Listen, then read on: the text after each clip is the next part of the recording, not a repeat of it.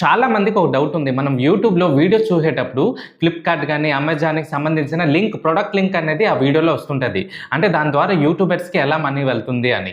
అయితే కొంతమంది ఏమనుకుంటారంటే ఫ్లిప్‌కార్ట్‌లో, అమెజాన్‌లో వాళ్ళు అఫిలియేట్ లింక్ ఓపెన్ చేసి యూట్యూబ్‌లో కనెక్ట్ చేస్తే ఆ ప్రొడక్ట్ తాలూకు లింక్ పెడితే వాళ్ళకి అమౌంట్ వస్తుందని చాలామంది అనుకుంటుంటారు. కానీ అలా కాదు. ఇది కూడా మనకి యూట్యూబ్ మానిటైజేషన్ అయిన తర్వాత అదే కాకుండా సర్టెన్ లిమిట్ ఉంటుంది. ఇంతమంది సబ్స్క్రైబర్స్ రావాలి అని.